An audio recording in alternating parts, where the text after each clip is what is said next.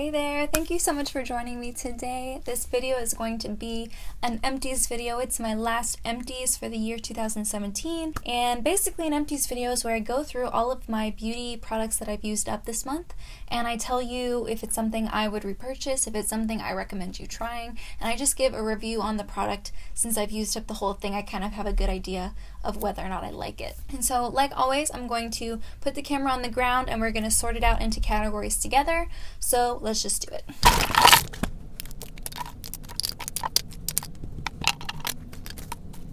Alright, so I have a lot of makeup here. I'm going to speed through all the stuff that I have used up because of my project pans, because I've been talking about those a lot, I feel like, and so I'm not going to go into too much detail.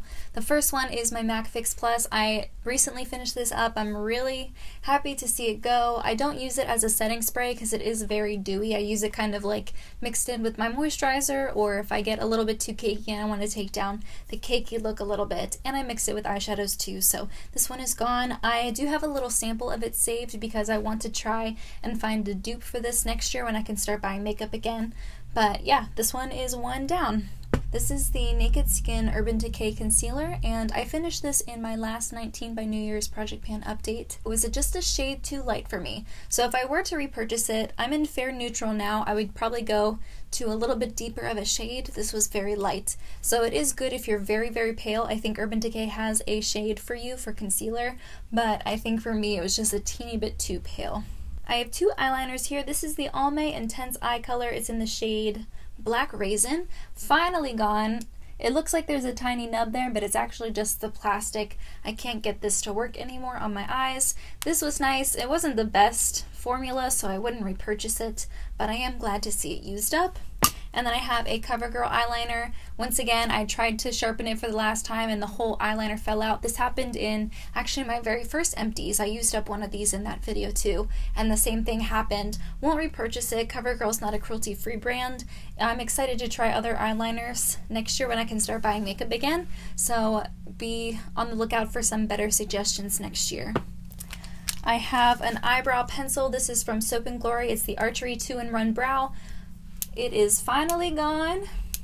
Super excited. This one took forever to use up. If you want an eyebrow product that's going to really give you your bang for your buck, I would recommend trying this because it took a long time. It did have a gel on the side. I didn't like the gel. It made my eyebrows really crunchy, so I wouldn't repurchase this, but it was fine to use up. I was in the shade Brown and Out. I have a lip primer here from MAC. This one is finally gone. I feel good about it. I was able to pretty much use the whole thing. It did kind of fall out every once in a while towards the end. I have an Ulta lip primer and they're basically the same thing. They even smell the same and they do the same kind of job, so I will use that one in the future and not buy this one again. These are two that I think I talked about in my last Project Pan update. They are the Marc Jacobs lip liner in the shade Honey Bun, and then the Hefty Highlight Stick from Clinique. And this one had like a pinkier undertone, which I liked, but it was a very thin formula, so I don't know, I didn't really like it. It kind of just left like sparkles. I would put it on my collarbones and it kind of just left shimmer there, and I don't know. It was okay. It was okay to use up, but I wouldn't repurchase it. And the Honey Bun lip liner was very dry. It was a very dry formula, so even though I loved the color, I didn't like the formula.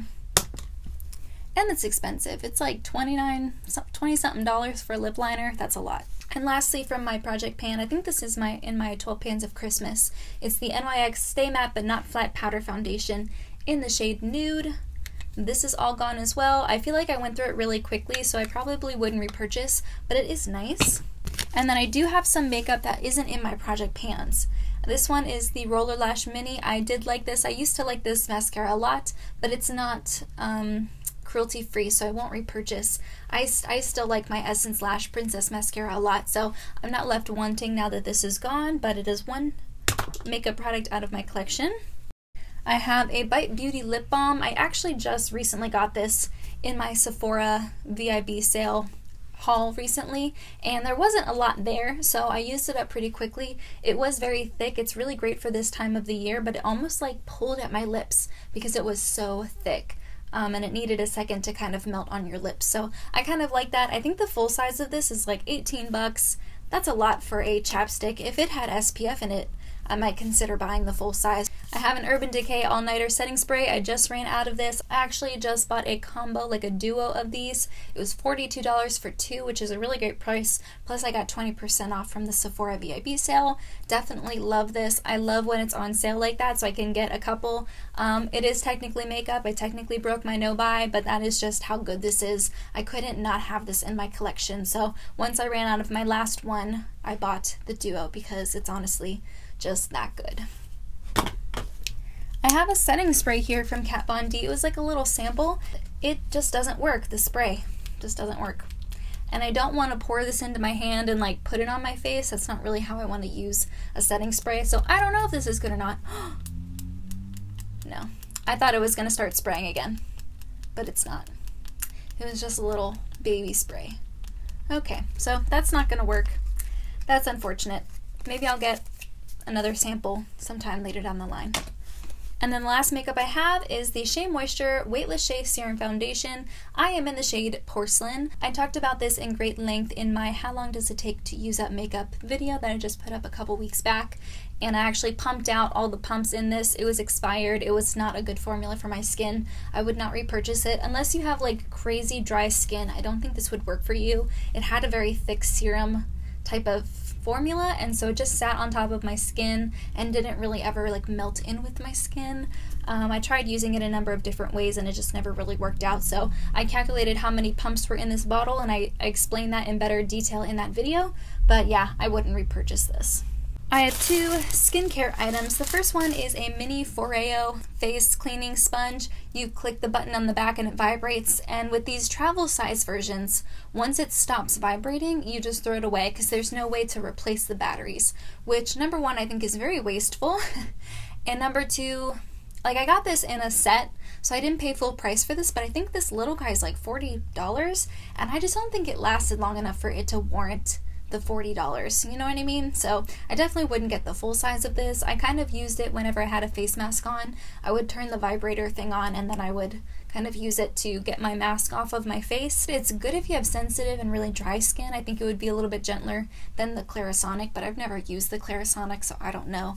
I don't really have any crazy opinions about this, but I definitely wouldn't buy a full Foreo, even though with the full size ones, I think you can replace the batteries or you can charge them or something. And the last skincare item is the Shiseido Facial Cottons. They sell this on Ulta's website too. So I think I used my points last year at some point to get this. These were really nice, but I actually prefer the cotton rounds that I normally use. When I'm using a cotton pad, I'm usually not just like trying to put something on my skin. I'm usually trying to remove makeup or dirt, so I really want to have something that's like substantial that I can really like rub around. This one, they're a little bit thinner. They are really soft. This isn't a cruelty-free brand anyway, so I wouldn't repurchase, but they were nice to try. But I think I'm going to stick to my Swispers cotton rounds.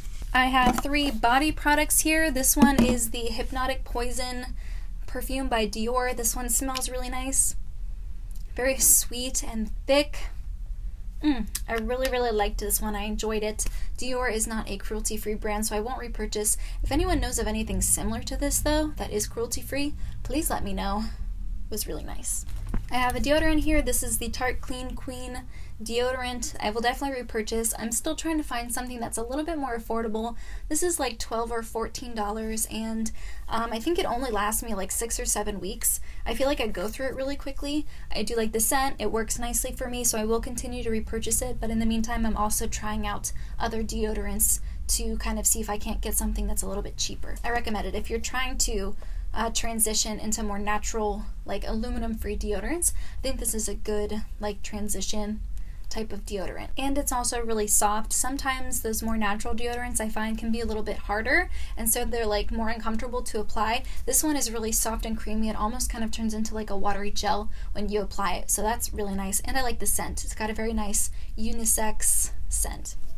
My last body product is the Dr. Teal's Pure Epsom Salt Foaming Bath. This is the Eucalyptus and Spearmint version. I don't think this is a cruelty-free brand, so I wouldn't repurchase it. I recently bought a bag of bath salts from Tree Hut. I'm excited to try that one out. I actually prefer bath salts over like bubble bath.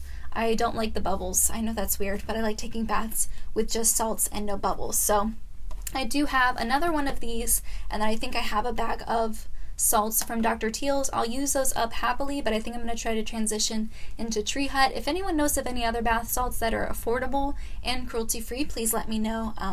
I haven't tried the Tree Hut one, so I don't know if I like it, but it was like $7, which is a little bit more expensive than the Dr. Teal's one. For the longest time, this apartment, our bathtub didn't have a plug for a bath, and instead of me just going and getting one for $2 at Bed Bath & Beyond, I just didn't ever pick one up, so I didn't take bubble baths for like 5 or 6 months, and now I'm taking them again, and I'm very, very grateful.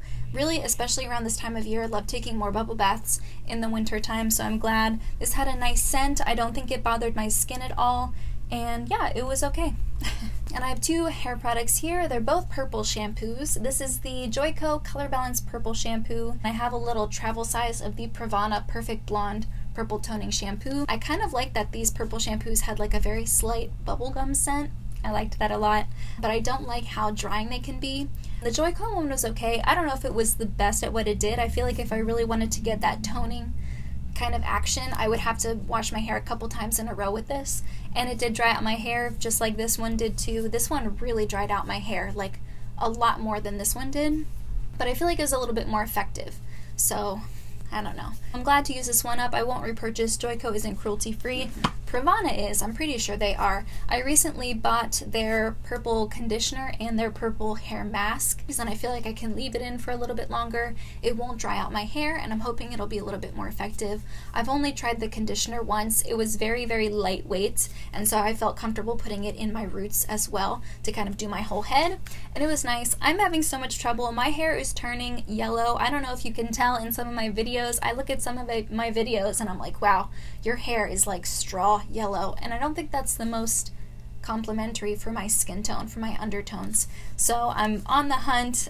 Pravana is expensive. Does anyone know of like a cheaper cruelty-free purple shampoo conditioner brand? I would really appreciate your suggestions, but for now the Pravana conditioner is working. I haven't tried the mask yet, but I'm excited to. Whew. And that is everything. That is my last empties for the year. I don't know about you guys. I hear people saying like, oh, 2017 went so quick and oh my god, it just flew right by. But for me, I feel like 2017 was the longest year of my life. It honestly feels like it's been a decade of 2017. That's probably a good thing. I know as you get older, time feels like it's going a lot more quickly. I am ready for 2018. I'm ready to finish this year, conclude it, and move on to a fresh new year. What do you guys think? Did this year go really quickly for you? Or did it go by really slowly like it did for me? Let me know. Thank you so much for taking some time to come and watch. I really appreciate it. But in the meantime, that's everything I have. Thank you so much for joining me, and I'll see you in my next video. Bye!